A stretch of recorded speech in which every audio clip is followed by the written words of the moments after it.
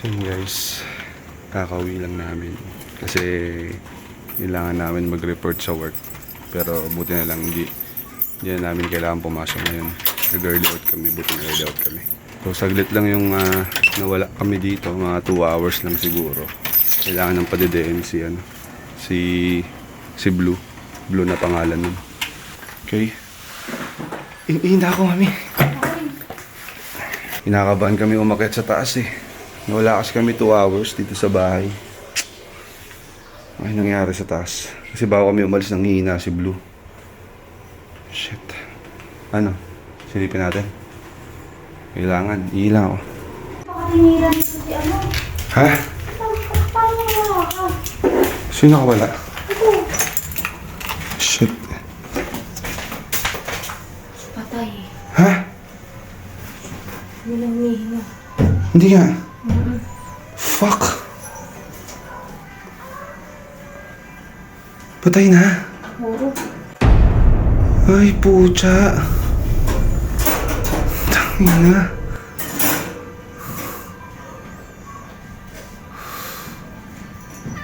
Galawin mo nga. Wala. Patay na. Tang.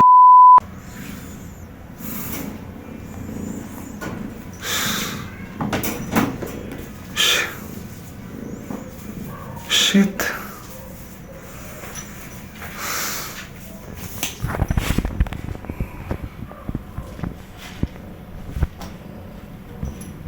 Patay na.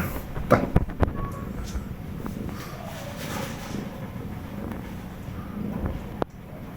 Tang. Tinagalan.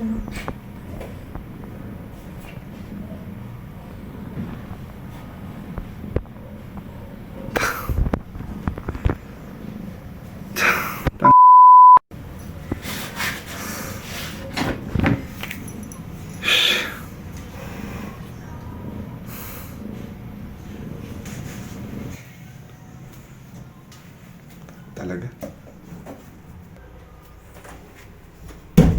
Tang. Isip. So yun guys, magla-live sana ako eh. Yun na. So para di ako makapag-live. Nag-try ako mag-live kaso hindi ko natagalan. Pawala ako sa mood. Guys. Nag-iisa na lang kasi yun. Sana man lang nabuhay. Ang hirap talaga. Kung pa pwede lang hindi namin iwan eh. Hindi namin iniwan. Kaso kasi may trabaho din kasi kami. Kailangan naming mag-report sa work. Pero nag-file kami ng early out. Siguro mga 2 hours din kaming nawala dito. Pagbalik kayo na. Wala nang buhay. So makikita ninyo dun sa previous video, parang nanghihina na nga siya. Sumunod din siya doon sa mga kapatid niya. So yun, wala. Lahat ng mga kittens ni Lunox hindi nila kinaya. Siguro dahil sumakto nga ng ng January 1 putukan.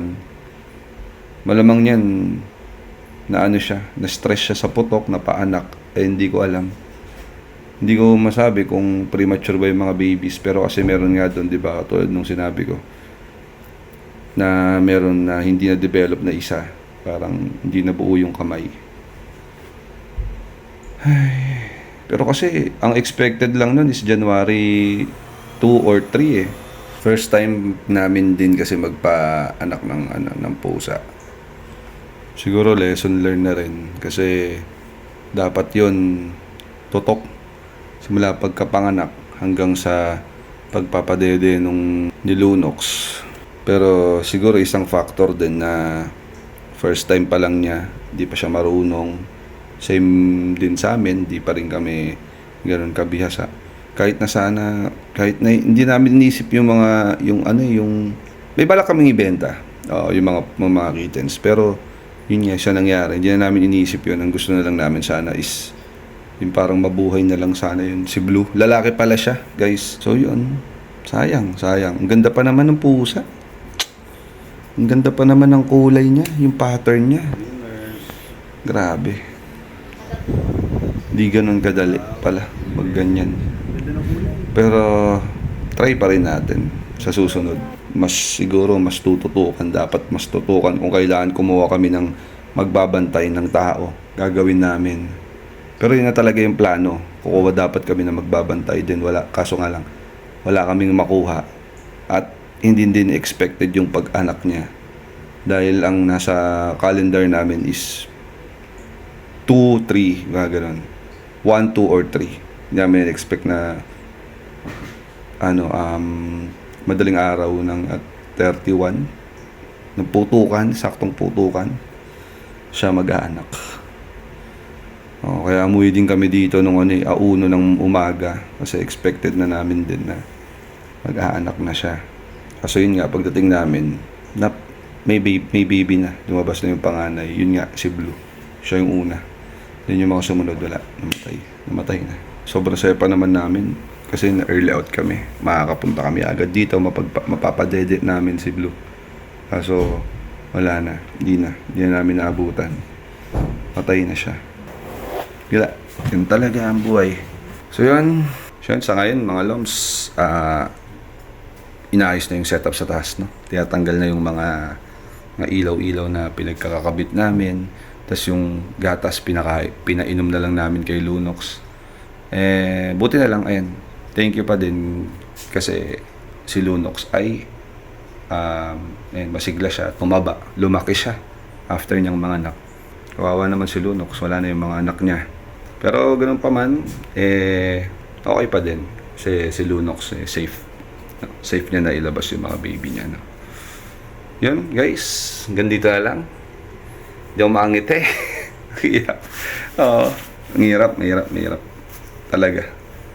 Saglit lang, di man lang tumagal sa amin yung pusa. Grabe.